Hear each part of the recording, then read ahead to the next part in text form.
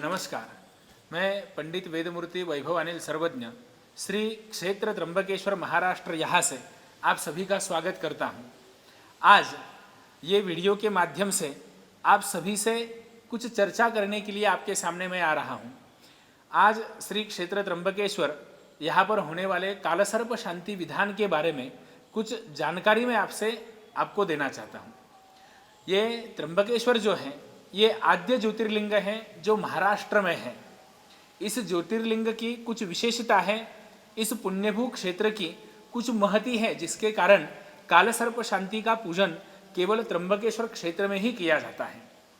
तो इस क्षेत्र में होने वाली कालसर्प शांति पूजा किस पद्धति से करनी चाहिए, या हमें करनी चाहिए या नहीं करनी चाहिए, हमारे कुंडली में कालसर्प दोष है या नहीं, और वास्तव में कालसर्प योग यानी ये क्या है, ये सब जानकारी हमें होनी चाहिए। हमारे जन्म कुंडली में 12 प्रकार के स्थानों की व्याप्ति ज्योतिष शास्त्र ने बताई है। हर एक स्थान से कुछ अलग फल ज्योतिष शास्त्र दर्शाता है। जैसे पंचम स्थान का हम विचार करते हैं तो ये संतति का स्थान है। यहाँ से हमारे जीवन में हमें प्राप्त होने वाली संतति किस प्रकार से होगी, उसका सुख हमें किस प्रकार से होगा, इसका विचार यहाँ से होता है। हमारे सप्तम भाव का जो विचार है ये वैवाहिक जीवन के लिए है। हमारा विवाह किस उम्र के पड़ाव में होगा, हमारा वैवाहिक जीवन किस पद्धति से होगा, कौन से समय में वैवाहिक जीवन में हमें सुख या दुखों की प्राप्ति हो सकती है, उसके लिए क्या करना चाहिए, ये सारी चीज़ें जो है ये सप्तम भाव से देखी जाती है। ऐसे कुल मिलाकर के जो 12 स्थान हैं, ये 12 स्थानों से हमारे मानवीय जीवन के अनेक अंगों का विचार ज्योतिष शास्त्र बताता है। हमारे जीवन में हमें ये ग्रहों से कैसी फल प्राप्ति हो रही है, हमारा भविष्य कैसा रहेगा, व्यावसायिक उन्नति कैसी रहेगी, ये सारे चीज़ों का अनुमान हम लोग जन्म कुंडली के माध्यम से लगाते हैं। अब ये जो जन्म कुंडली है इसमें जो ग्रह है, इन ग्रहों में राहु और केतु ये 2 पाप ग्रह ज्योतिष शास्त्र बताता है। राहु और केतु को पाप ग्रह कहा गया है क्योंकि वास्तव में ये दैत्य कुल से आए हुए ग्रह हैं। इनकी उत्पत्ति, इनका जन्म स्थान जो है ये दैत्य कुलों का स्थान है, इसलिए इनको दैत्यों के सरदार कहा जाता है।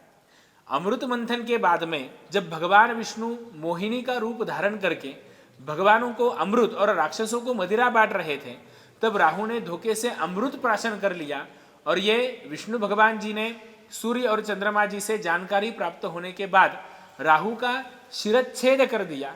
उसके बाद में इसके ऊपर वाला मतलब शरीर के ऊपर वाला भाग जो है, जो चेहरा है, फेस है, इसे राहु ये नाम प्राप्त हुआ है, और शरीर के नीचे वाला जो भाग है इसे केतु ये नाम प्राप्त हुआ है। अब ये जो राहु और केतु है इनको ज्योतिष शास्त्र ने सर्प बताया है। ये ग्रह कुंडली में भ्रमण करते समय अन्य ग्रहों की तरह सीधे मार्ग से भ्रमण नहीं करते हैं। ये कुंडली में भ्रमण करते समय उल्टे मार्ग से भ्रमण करते हैं, और जब ये उल्टे मार्ग से भ्रमण करते हैं तो जो ग्रह इनके दृष्टिक्षेप में आते हैं, इनके सामने आते हैं, इनके नज़र में आते हैं, उन ग्रहों के ऊपर इनकी दृष्टि जाती है, तो वो ग्रह जो है उनसे प्राप्त होने वाले जो फल हैं इनमें कुछ ना कुछ कमियां रह जाती हैं। तो ऐसी कमियां किस कारण होती है, तो इसके बारे में विचार करते समय ऐसे कहा गया है, राहु केतु अंतराले ग्रहा सर्वे नभस्थितः कालसर्पाख्य योगेयम सर्वसौख्य विनाशकः। यानी राहु और केतु इनके दृष्टिक्षेप में, इनके अंतराल में जो ग्रह आते हैं, ये ग्रह आने के बाद कालसर्प नामक एक योग बनता है जो सौख्य का विनाश करने वाला है। ये कालसर्प जैसे विनाश करता है, वैसे कलयुग में कलयुग का राजा ये राहु को बताया गया है। जैसे कुछ अशुभ फल राहु देता है, वैसे उन्नति के लिए भी राहु हमें ले जाता है, लेकिन उन्नति के मार्ग पर ले जाने का उसका माध्यम अलग है। वो किस प्रकार से हमें उन्नति के लिए ले जाएगा, ये चीज़ हम हमारे जन्म कुंडली से निश्चित कर सकते हैं। अगर जन्म कुंडली में कालसर्प योग होता है तो आदमी के वैवाहिक जीवन में अनेक सारी समस्या निर्माण होती है। सप्तम भाव से यदि कालसर्प योग निर्माण होता है तो उसमें डेफिनेटली हमारे वैवाहिक जीवन में कुछ कमियां रह जाती हैं। ये वैवाहिक जीवन सुखकर नहीं होता है। पति पत्नी में आपसी संबंध जो है, ये आपसी संबंध बिगड़ने के ज़्यादा चांसेस हो जाते हैं।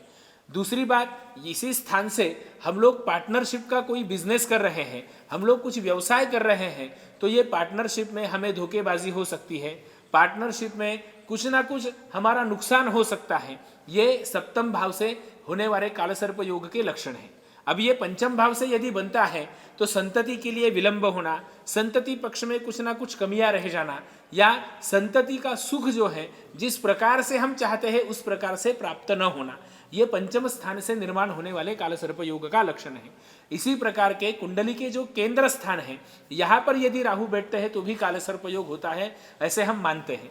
अब ये केंद्र स्थानों में मुख्य स्थान होता है दशम भाव, यानी दशम स्थान, कुंडली का 10वां स्थान। यहाँ से व्यक्ति की व्यावसायिक उन्नति को देखा जाता है, उसकी व्यावसायिक प्रगति को देखा जाता है, कौन सा बिजनेस उसने करना चाहिए, या वो बिजनेस में आगे बढ़ सकता है या नहीं बढ़ सकता है, उसे नौकरी ही करनी चाहिए तो नौकरी में ही वो सक्सेस है, इसका निश्चितीकरण जो है ये दशम स्थान से हो सकता है। दशम भाव से हम लोग क्या बिजनेस करें, कौन सी चीज का बिजनेस करें, वो हमें आगे ले जा सकता है, ये सब देखा जाता है। इस भाव से यदि कालसर्प योग बनता है तो ये कालसर्प योग व्यावसायिक उन्नति में कुछ ना कुछ कमियां रखता है। व्यावसायिक क्षेत्र जो हमारा है वहां पर बहुत सारी समस्या निर्माण करते हैं।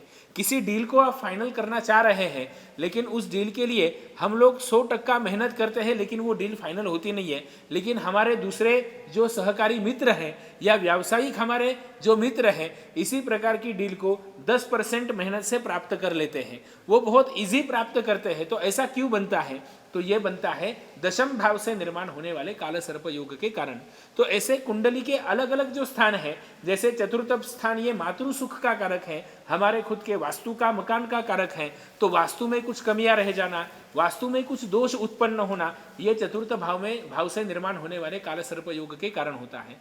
तो इस प्रकार का जो कालसर्प योग है ये राहु से निर्माण होता है, और राहु ये ग्रह कौन है? तो ये दैत्यों का सरदार है। अब इसके ऊपर अधिष्ठान किसका है? तो राहु के ऊपर अधिष्ठान ये भगवान भोलेनाथ का है, और भगवान भोलेनाथ जी ये त्र्यंबकेश्वर क्षेत्र में ब्रह्मा जी, विष्णु जी और शिव जी, यानी उत्पत्ति, स्थिति और लय के 3 कारक देवता जो है, इनके साथ ज्योतिर्लिंग स्वरूप में विराजमान है। इसलिए यहाँ पर होने वाला जो कालसर्प शांति का पूजन है वो 100% फल देता है, ऐसी मान्यता यहाँ पर आने वाले अनेक भाविकों की और यहाँ से पूजा कर जाने वाले, हमारे द्वारा पूजा किए जाने वाले यजमानों की है। इसलिए ये क्षेत्र के ऊपर कालसर्प दोष का शांति पूजन करने का परंपरा है। ये कालसर्प दोष शांति किस पद्धति से होती है, इसे कालसर्प क्यों कहा जाता है? वास्तव में धर्मशास्त्र ने सारे ग्रहों की शांति को मान्य किया है। कालसर्प योग ये राहु से बनता है, तो वास्तव में ये राहु की ही शांति है। काल और सर्प ये राहु के 2 आधि और प्रत्यधि देवता है, यानी उनके अंगरक्षक हैं। तो अंगरक्षक होने के कारण जहां जहां पर राहु का पूजन होता है वहां पर काल और सर्प का पूजन करना अनिवार्य होता है। जहां पर राहु का आवाहन होता है वहां पर काल और सर्प के साथ राहु पधारते हैं, इसलिए इन दोनों का भी पूजन यहाँ पर होता है। इसलिए इस पूजा को काल सर्प दोष ऐसे कहा गया है, काल सर्प ऐसे कहा गया है, और इससे बनने वाले योग को कालसर्प योग कहा गया है। वास्तव में ये राहु की पीड़ा परिहार हेतु पूजा है, तो राहु की पीड़ा जो है ये कालसर्प शांति से, कालसर्प योग की पूजा से परिहार होती है। और राहु ये पाप ग्रह है, जिस स्थान पे कुंडली में बैठते हैं वहां पे स्थान से मिलने वाले फलों में कुछ कमियां निर्माण करते हैं, तो इसके ऊपर कंट्रोल प्राप्त हो करके ये कालसर्प दोष शांति का पूजन किया जाता है। और ये पूजा त्र्यंबकेश्वर क्षेत्र में करना है तो किस पद्धति से करना चाहिए, हमें ये पूजा करने की आवश्यकता है या नहीं है, हम लोग यहाँ पे किस विधान से पूजा करें, ये सारी जानकारी यदि आपको चाहिए तो आप हमसे संपर्क करिए। आप नीचे स्क्रीन में आपको मेरा यहाँ पे कॉन्टैक्ट नंबर, मेरा एड्रेस ये सब दिख रहा है। ये पूजा त्र्यंबकेश्वर में हम लोग करवाते हैं, हमारी परंपरा ये पूजा कराने की है। तो आप हमसे संपर्क करिए, हमसे जुड़िए, अपनी कुंडली की चिकित्सा परामर्श आप लोग फोन के माध्यम से, ऑनलाइन के माध्यम से हमसे करवाइए। और यहाँ पर पूजा करना है या नहीं करना है इसकी निश्चिति करके किस विधान से पूजा करना है इसकी जानकारी आप हमसे प्राप्त कर सकते हैं। धन्यवाद।